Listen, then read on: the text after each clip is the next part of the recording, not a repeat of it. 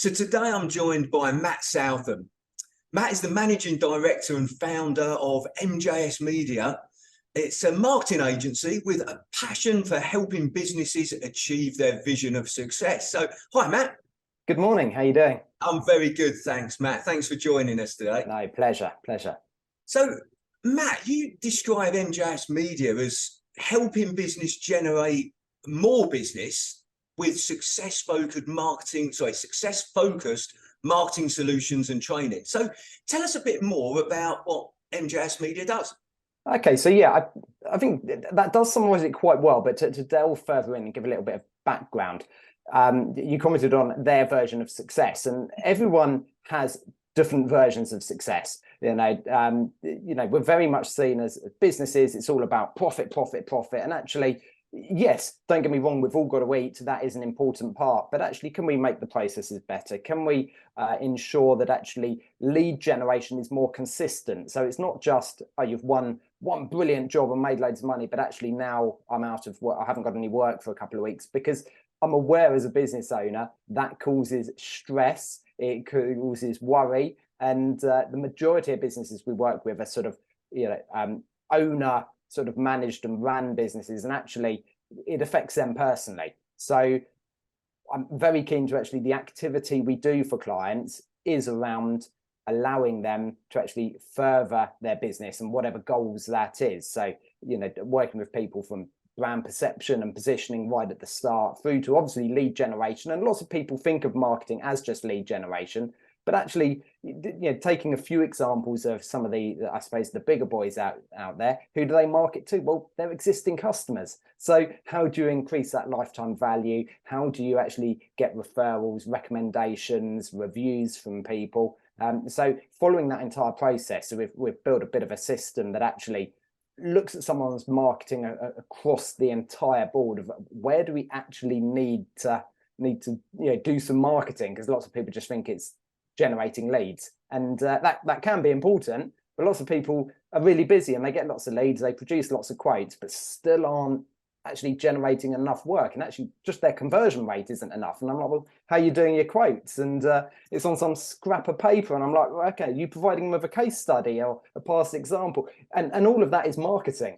But I think people miss it out and just think, oh, I need to run some Google ads or Facebook ads, or I need some SEO, and they're all important, but you need to join it all together and actually make sure customers are happy, because I think we're all very demanding now. We're used to using Prime and things like that for next day delivery. We're used to being able to work how we want to work. So whether that's sending an email, sending a phone call, sending an instant message, going on live chat, businesses need to adapt. That the advantage of small businesses are actually they've got the ability to adapt because they're small, but it's sometimes that mindset with business owners of what marketing is and what we actually need to do, and what's realistic. Where can we best put our budget?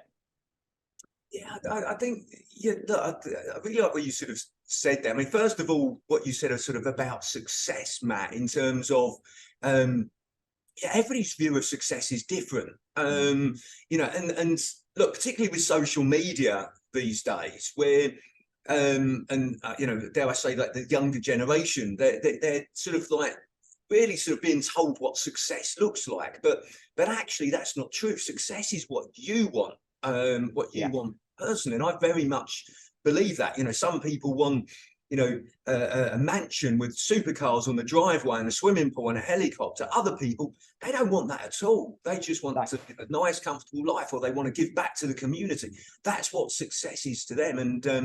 And yeah, look, actually, as a coach, one of the things I start with is actually, where do you want to get to? Yeah. What is it that you want to achieve? What does a nice life, enjoyable, successful life look to you? Right.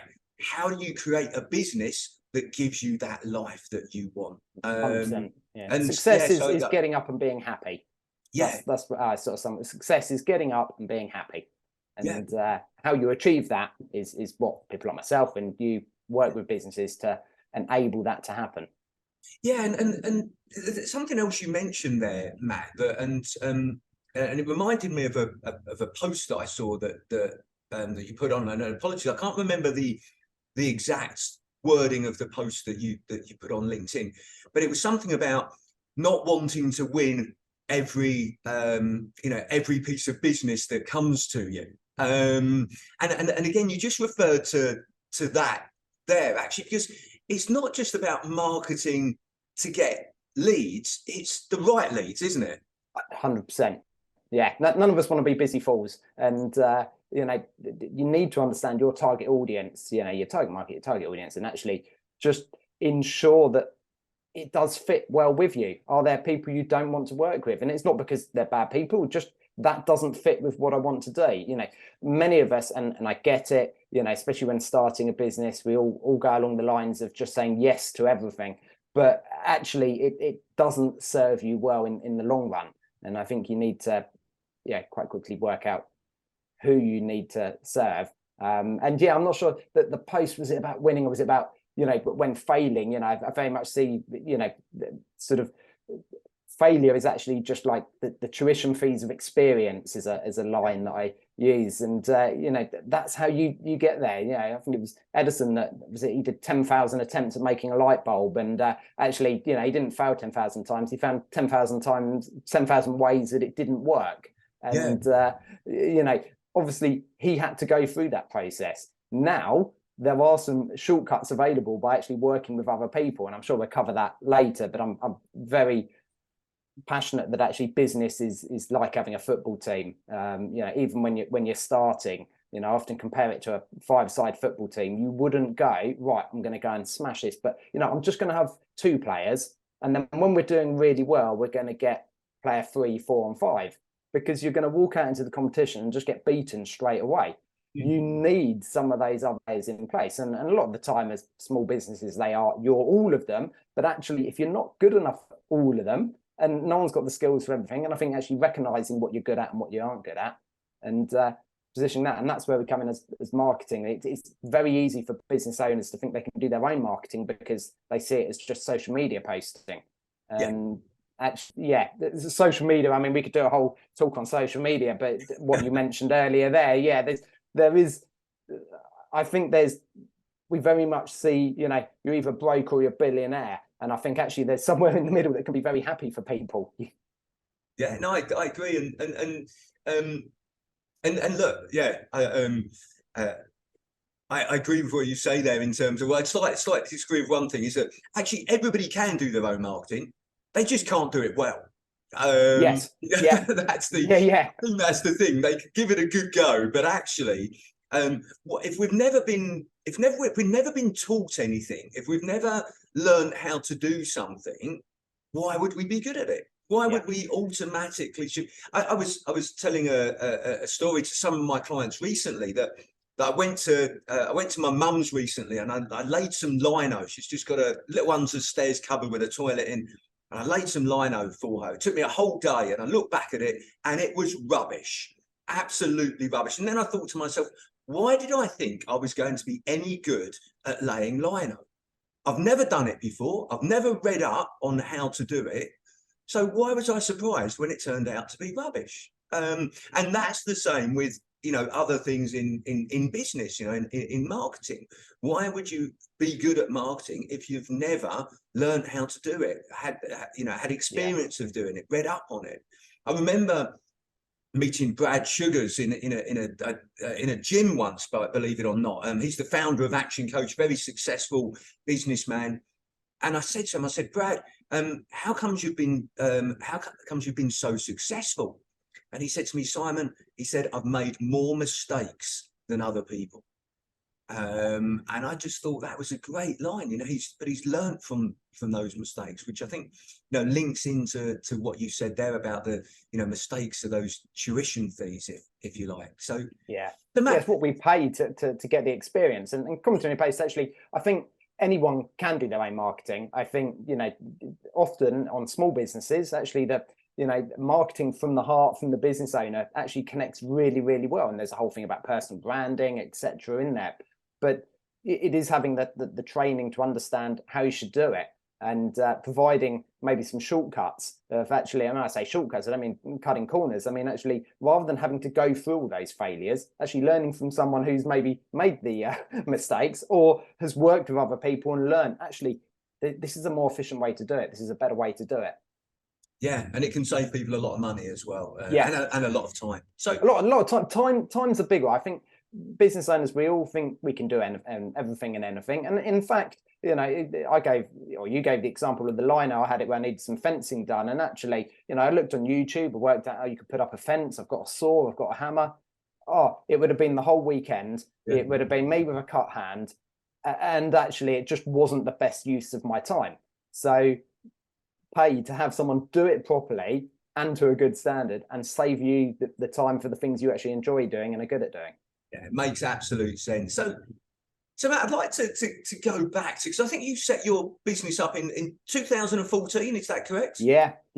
So why did you decide to start your own business? Okay, so I think, going right back, I've always had that entrepreneurial spirit of doing lots of different things. I've worked full-time jobs, and actually I've worked in different sectors, the public sector, private sector, charities. But actually I've always sort of stepped out and done my own thing. Even at, after college, I was DJing sort of part-time, and actually I left a full-time job to go and DJ full-time, went around the world, did that, came back, ran some events while doing some other work, and ran some promotions, and always had little bits going on the side. And I think from that side of it, actually working in nightclubs and DJing, I realized I needed to promote myself. And as I was doing that, nightclub owners started to notice, oh, can you make us a flyer, or can you design a website for us? And before I knew it, then a few other people were like, oh, actually, can you do ours?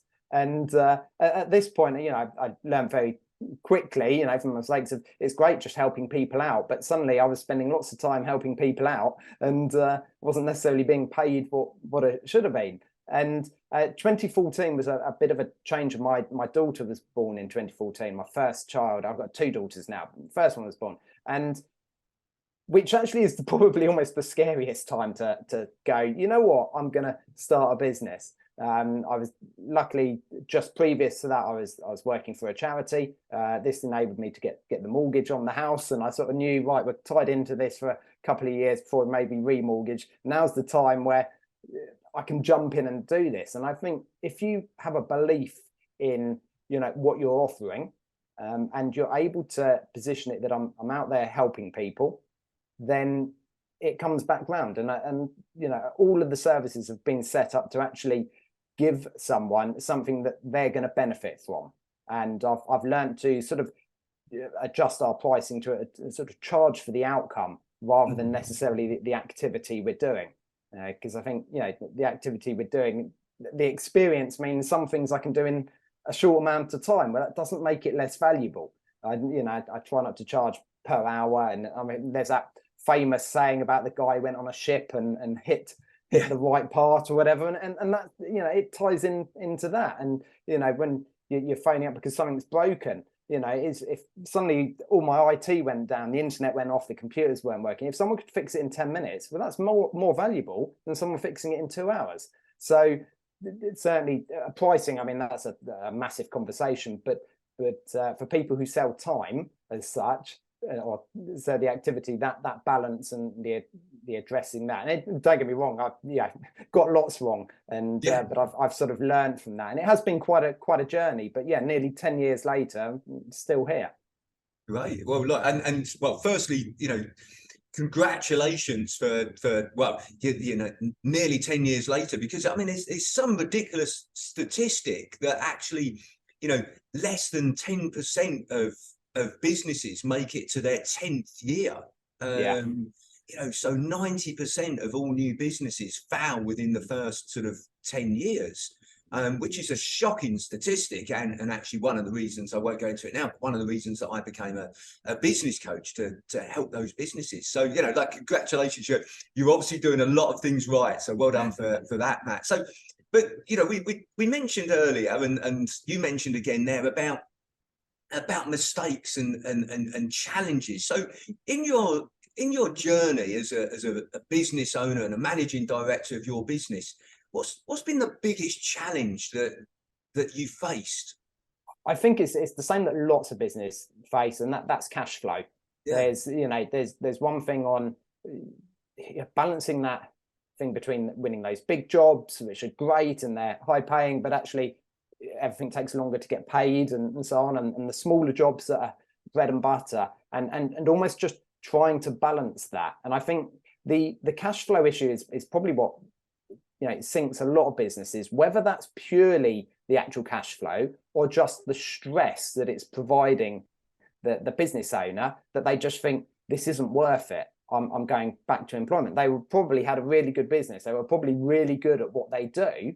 It's just cash flow. And I think a lot of the time, I think that's a big conversation that almost small businesses need to have with each other and say, look, I'm going to sign up and, I will pay you on time. But quite often it's that knock on, if you're working business to business, actually, they might want to pay it, but they're waiting to get paid from someone else and then someone else. And you see it when companies go under. Actually, it's often, the fault of cash flow from some other part in that chain.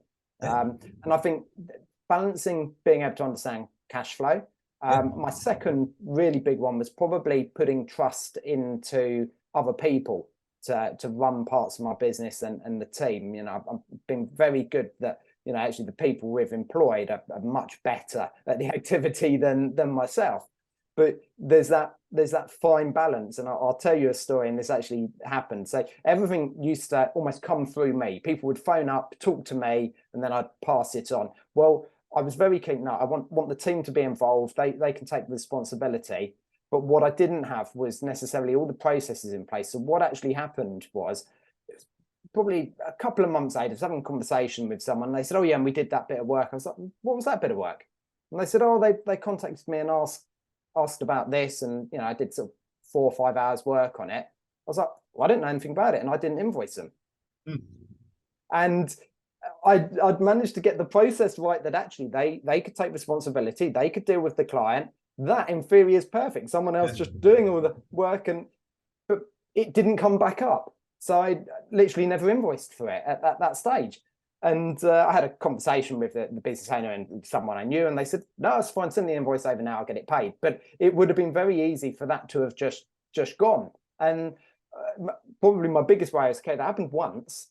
Has it happened at other stages? And I think winning work is just part of the battle of running a business. Absolutely, yeah. Look, I think there's a great examples there. I like that story as well, because and really you've sort of covered 3 things there that have changed: the cash flow, the trust, and then the processes to make sure that actually the flow of everything sort of works. So I've seen similar examples with businesses that that I've coached. A building company where, similar to what you said, their employees were doing additional work that the homeowner or the people were asking them to do, but it wasn't getting back to the owner that they'd done it. So they were. Can you just? I call it, can you just? Yeah, absolutely.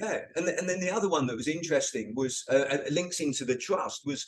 I was speaking to a client, and they had a number of stores around Kent and East Sussex, and they said they were in one of their stores, and they said they had trouble with staff. They couldn't find the right staff, and then they were telling me this story about how they were in one of their stores, and they heard one of their shopping assistants, employees, sort of say to somebody, "Oh no, we don't sell those," and the owner stopped them and went, "So no, we do sell them." And then he managed to complete the sale. And then he said he really sort of tore the employee off a strip about, look, what you should know. But actually, it was because the employee didn't know that they sold those. Nice. Whose fault is that? Is it the training of the employee? Is it the system? Is it the process? It's not necessarily the employee's fault that he didn't know or didn't know where to look or how to find out whether they sold that particular item. It happens all the time. Cross sales, upsells. I use it as an example often in marketing of ensuring your current customers educated on all the different services that you offer, because quite often they might have bought something from you. Well, a year later, you might have changed your offering. You might have changed the products and services you offer. Do they know about it? Because it is heartbreaking when you hear, oh, we've just bought this. And you go, well, we sell that. And they go, oh, I didn't know. Yeah. And it's just, I think as business owners, you've got to take responsibility for these things, whether it's your fault, that I think there's a difference between fault and responsibility, but you need to take some ownership and responsibility of fixing it. You can't change the past. And it's gone. And when a problem like that comes up, whether you give the employee a bit of a telling off, well, actually, what's probably better is say, okay, how can we prevent this happening in the future? Exactly. And offer some training, because that's the more productive way to address it. Yeah, exactly. Just sort of saying to them, look, now knowing what you know now, what would you have done differently, or what would you do differently next time? But I like what you said there, Matt. The business owner has to accept that responsibility and say, right, okay, what do we need to change? And it's like that saying, isn't it, that there's no bad employees, only bad managers. Completely. When I hear people say, good employee, he's rubbish, well, who employed him? Yeah, exactly. That's it. Yeah. Who's training them? Yeah, exactly. Yeah, it isn't my fault. Whoa, no, but take some responsibility. How are you going to fix it? And and I do believe in people. I believe employees. We talk lots about business owners, but employees need support as well. And actually, they do want to take responsibility for things. They do want to, do the best work they can. As long as there's support, as long as they believe in what they're doing. No one wants to work for someone who, you feel is just treating you badly. But if you treat people well and explain why you're making a difference to someone, in my team are fired up that the work that we do is directly positively impacting another local business, and therefore give it your all. So that's really interesting, sort of, Matt. So let's just delve into that a bit, because we've started talking about employees and motivating them and that sort of thing. So is that something that you consciously do, make your team aware of the value of the work that they're doing and how that benefits other business owners, and that they feel proud in what they're doing and helping people? Is that something that you consciously do in your business? Yeah, I do. I've had a conversation once with some, and obviously take this with a pinch of salt, because I never actually do it. But what I actually said was, okay, the activity that you're going to do for that client, if your wage was directly related to how well that did for that business, would you be confident you're getting paid at the end of the month? Because we very much in marketing, you see lots of, I call it vanity metrics, I've posted this on Facebook and it's got X amount of likes, and I'm like, brilliant. Did they get any more business? Yeah.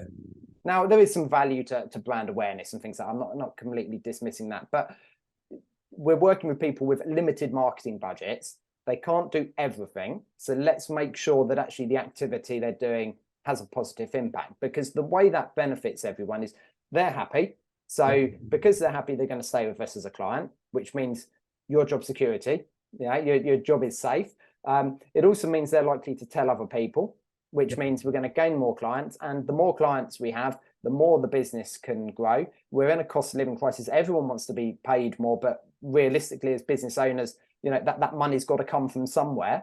And I just feel that if people are empowered to actually make a difference and know that the work they're doing makes a difference, and they actually care, and that sometimes lines up with the type of clients you're winning. We try and win people that actually we're passionate about, and we work for some great businesses and a few great charities that do some fantastic work as well. So that, I think, gives some pride in the work that you want. So I do try and encourage the team that actually we're making a difference here. And I think to be consciously good people, I will always give the client exactly what they want. I've had conversations with people, no, I want it like that. I'm like, okay, but this is my recommendation, and I always try and say, look, I feel this would be a better way, and explain the reasons why I would choose that. When we're working on, whether it's a design for a new website or something, if you're not sure about something, ask me, and I will explain the reasons behind that, because we don't use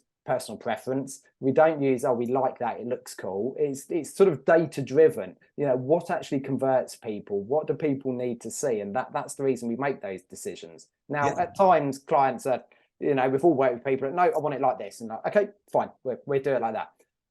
But I want to, you know, keep my side of the street clean. I know that I've done the best work that I can do, even if the outcome hasn't quite been what I'd want it to be. Actually, I've kept my side of the bargain. I've done what I can here, and and the team are aware of that as well. Yeah, and I think there's a number of things that ring true to me there. What you sort of said there. The first thing is, I think, you know, I believe in happy boss, happy employees, happy customers. If you've got a happy boss, you've got happy employees, and if you've got happy employees, you've got happy customers.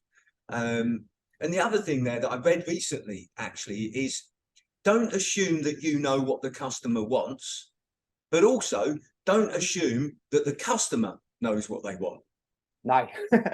It's you know, you've got to explore from both sides and have an open mind in terms of, actually, does the customer know what they want? But don't assume that you know what the customer wants. So I often ask, what do you want to achieve with this?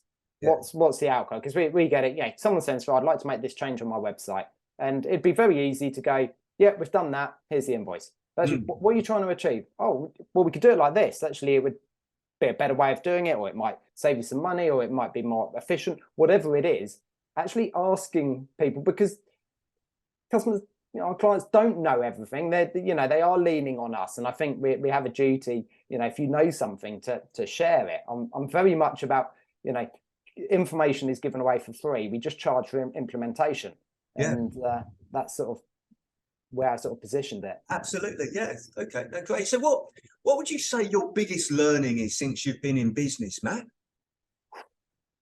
I think the biggest one that I'm coming to realize now is, you know, I've gone through a journey over the last couple of years, and men's mental health gets spoken about. And I know mental health isn't the conversation for today, but there's, I guess the best way to position it, we talk about mental health, actually we've got to talk about mental resilience. And I did touch on that earlier with the stress that is being built up. I think it's understanding that at times things aren't fair, at times things are tough, but it's how you solve these problems.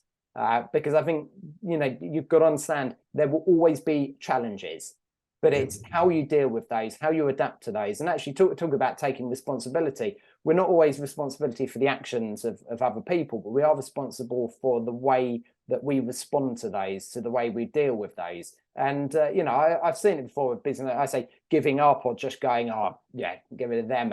And actually, that's okay. That's your choice to do that.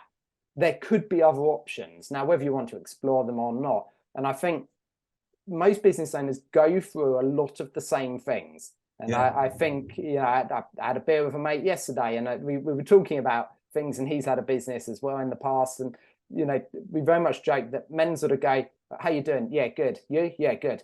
And that's it. And I go networking a lot. So how's business? Yeah, not bad. That's the conversation. But actually delve into it. What do you mean by not bad? Like, is it really good? Are there some pressures? Are there some constraints? Okay, talk to someone else in your network. You know, business owners can support other business owners. And I mean in a professional capacity as well. I don't mean to just mean giving away advice, working with coaches, mentors, marketing professionals, people who actually understand finance. And okay, let's have a look at your debtor value and see, you know, what it is and how long do people take to pay. Okay, well, can we adjust that payment terms that this works? Okay, just bring it all together, because going back to the original conversation at the start, you know, people's vision of success. Yes, we've all got to eat. I all want to, you know, I've got 2 young children. I want to be able to support them and support them in later life and things like that. But actually getting up and being happy, you know, not being able to work. And I'm up for working hard. And I don't think, I don't mind saying I work hard, but equally, if I want to in the evening just to sit there and spend time with the kids, or sit and spend time with the missus, I should be able to without constantly thinking about work and having that stress. So I think that vision of success is having a successful business and a successful life, and actually, or home life, but how you tie all that together.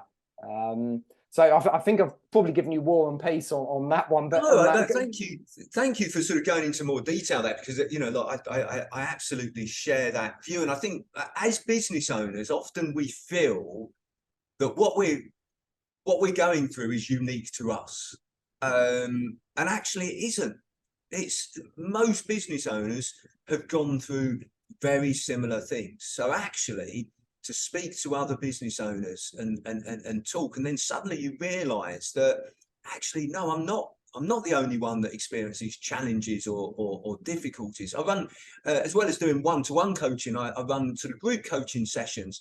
And one of the good things about that is people then realize that actually they're not alone in these challenges. Somebody else raises a point, they go, oh, actually, I've got that issue as well. And then, so it's, yeah, you're absolutely right. And the point that you said there, Matt, about, your life as well. I mean, one of the quotes that I use a lot is, being in business should give you more life. Yeah. Okay? That's the reason that most business owners started their business, is because they wanted something different in their life. They wanted more time, more money, more freedom, whatever it is. The reason that we work and with business owners have business is to give us the life that we want, which again goes back to your point of their definition of success.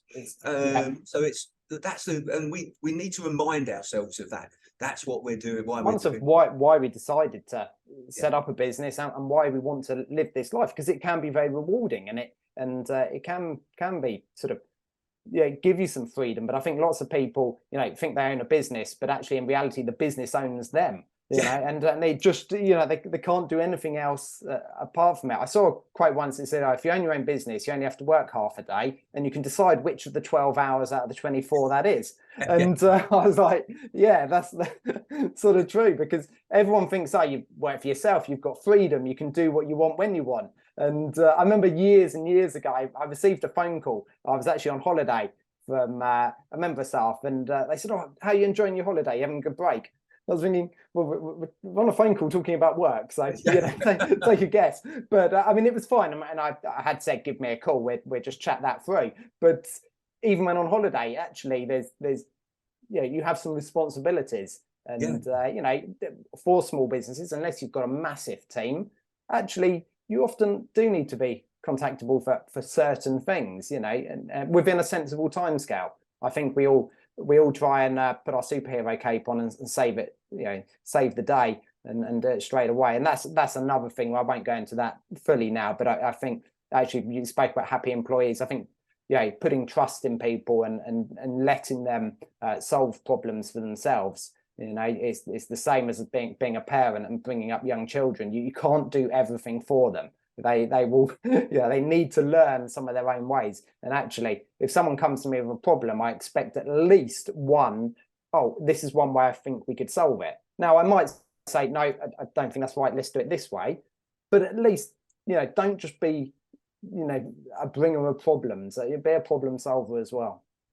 Yeah, that's some great things there for people to think about, because you're absolutely right there. That solution focused thinking, not the problem sort of focused thinking, and agreeing some boundaries as well, in terms of like when you are on holiday, right? Well, look, what are the boundaries when you can and can't be contacted? And I don't necessarily mean time. I mean for whatever it is. Look, if it's an issue you can deal with, just deal with it. Just do it. I'll back you up on that.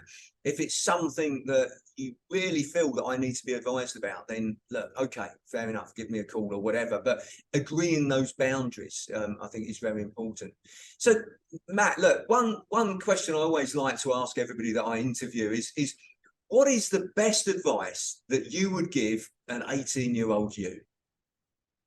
Oh, oh, you've sprung that on me a little bit. I think understand your strengths and your weaknesses, and play to your strengths, and bring people in who are much better than you on your weaknesses to fill those gaps. I think and it is hard, and I know there'd be someone watching this going, yeah, well, I can't afford to employ someone. I get it. I'm talking in a very black and white situation, and the world isn't black and white. But working with other people, I've always known people joke, don't give me anything in an Excel spreadsheet. I just can't stand spreadsheets. I'm not big on finance. I understand my numbers, but I'm not, when I say I'm not interested in it, I don't get up in the morning. That isn't what fires me up. So I've always worked with, bookkeepers and accountants, as quickly as possible. Get that off my plate, because my time is much better spent actually on the creative side, and talking to people, meeting people, and actually delivering marketing results rather than stuck behind a spreadsheet. So I think I'd probably say don't try and do everything yourself, because my first couple of smaller bits that I had, I literally did everything, and some of it was good and some of it was shocking. But look, that's a great bit of advice, and interesting enough, it comes back to what we were talking about at the beginning in terms of actually surround yourself by people that are better than you.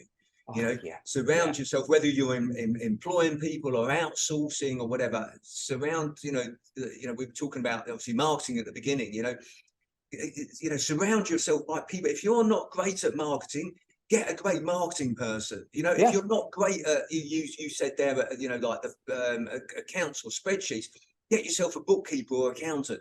If you're not good at the creative side, get a creative person. If you're not good at sales, get a great salesperson. Surround yourself by people that are better than you at those particular things. Exactly. One of the analogies I used earlier was that 5-side football team, and it is, you do need the goalkeeper, but you also need a striker up front, and they're different people, they're different roles. You're on the same team trying to achieve the same goal, but you play different positions. Yeah, exactly. So, well, look, a great bit of advice there to end on, Matt. So, look, Matt, I really appreciate you taking the time to speak with me today and sharing more about your business and your journey. So, thanks very much, Matt. No, thank you very much for having me.